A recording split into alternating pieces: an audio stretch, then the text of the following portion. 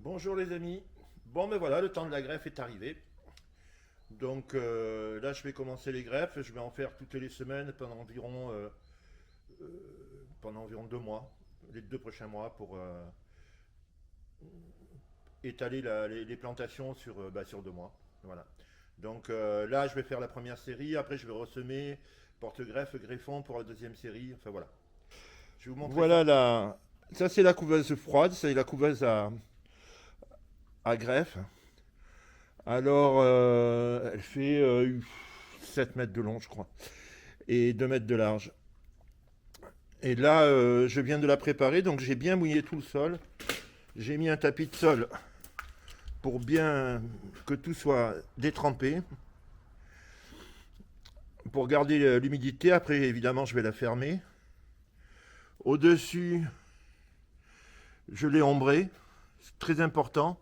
Les plants, bon, ben, ils n'aiment pas le soleil direct, ils aiment presque on les mettrait dans le noir, ils seraient contents, quoi. Bon, enfin, 10 jours dans le noir, ça fait beaucoup.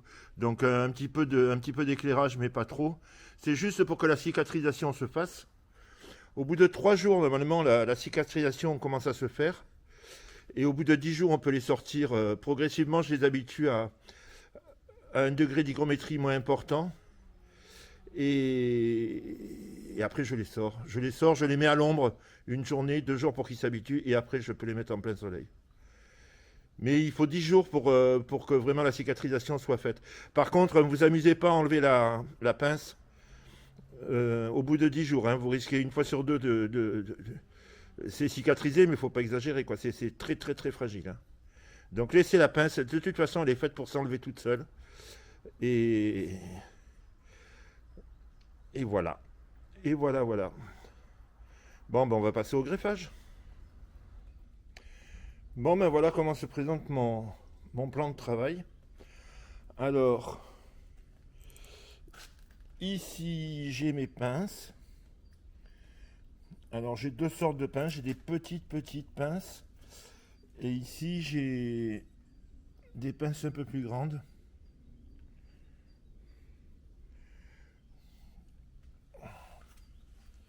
Ici, j'ai les étiquettes et le crayon pour pouvoir identifier les variétés et la date à laquelle je vais avoir fait les greffes. Bon, évidemment, le petit cutter. À mon âge, les lunettes et les porte-greffes ici et les greffons que je mets un peu plus en hauteur, comme ça en étant assis, je vais plus voir le diamètre des tiges. Voilà, ça c'est la mise en place standard que j'ai pendant plus d'un mois et demi à peu près. Voilà. Et là j'ai sorti des godets. J'ai sorti des godets pour faire des boutures de porte-greffe.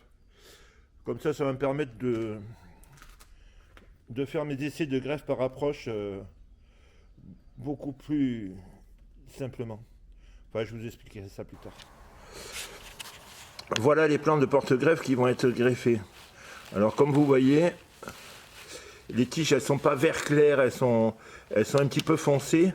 Elles ont pris le froid, elles ont pris 4-5 degrés la nuit. Et ça permet d'avoir une résistance à la coupe, à la greffe beaucoup plus importante. Des années où j'avais chauffé les pieds, j'avais eu 50% de pertes, c'était une catastrophe. Et je suis revenu au fait de plus chauffer les plants, même de les mettre au froid exprès pour qu'ils aient cette couleur-là, pour qu'ils soient... En fait, ça devient un petit peu du bois, quoi. Il se renforce par rapport aux températures et ça devient un petit peu du bois. Donc, et là, vraiment, quand on a des plants solides comme ça, on a quand même beaucoup plus de chances de réussir ces greffes qu'en chauffant ses pieds, quoi. Alors voilà, là on a notre porte-greffe. Donc je vais l'entailler, si possible au-dessous des cotylédons. Là je mets le bout de la tige, je vais le mettre de côté pour pouvoir le bouturer, pour faire un autre porte-greffe après. Je vous expliquerai ça plus tard, mais bon, voilà. Là je cherche Bon, je prends une petite pince. Là, je prends les plus petites parce qu'on est au début de la saison.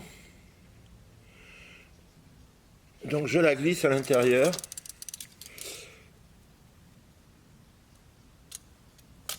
Je prends un greffon qui est à peu près de la même taille. Et je le glisse et je l'encolle bien. Il faut vraiment que les bords se touchent. Et la pince, évitez de les réutiliser d'une année sur l'autre, parce qu'elles ont tendance à pincer un peu moins. Et la pince, il faut que ça pince. Il faut vraiment que ça fasse une attache, que les deux bords soient collés l'un contre l'autre. Voilà. Donc la première greffe de faite. Voilà, après c'est du travail assez répétitif, c'est pas compliqué. Ce qui est compliqué, c'est de maintenir après l'atmosphère pour que une atmosphère humide, déjà pour que la tomate puisse absorber l'eau par les feuilles. En fait, c'est l'hygrométrie. Il faut qu'il y ait une hygrométrie très, très importante pour que la tomate puisse absorber l'eau par les feuilles et que ça cicatrise. Elle va absorber par la tige, mais comme c'est coupé, elle va avoir un certain temps une certaine latence. Si vous mettez à l'air libre, pof, de suite, elle va avoir les feuilles qui vont se ramollir et tout. Tandis que quand vous la mettez à l'humidité, elle va pouvoir boire ce qu'il lui faut pour retenir, pour être un petit peu plus gaillarde.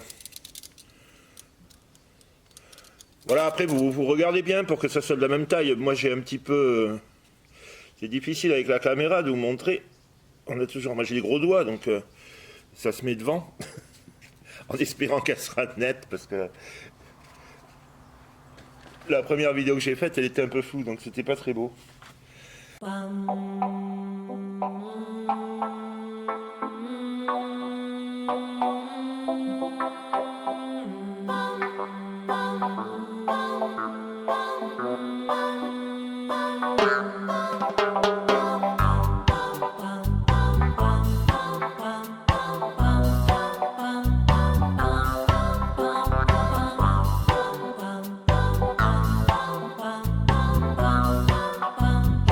Voilà, alors, une fois que les greffes sont terminées, que les 10 greffes sont terminées, l'important, ça va être d'identifier la variété, comme d'habitude.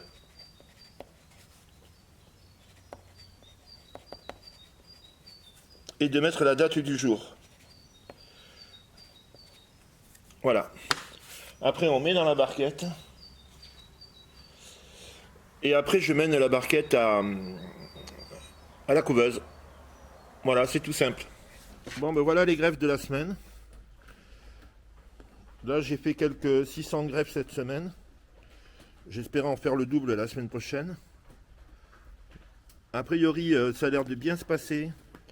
Les plants sont beaux, sont bien gaillards. Là, vous voyez les greffes que j'ai fait il y a 4 jours, donc tout a l'air propre. Bon, après, il n'y a pas de raison que ça se passe mal. Hein, depuis que je greffe, ça s'est toujours bien passé. Donc, voilà, c'est encourageant. Au revoir les amis.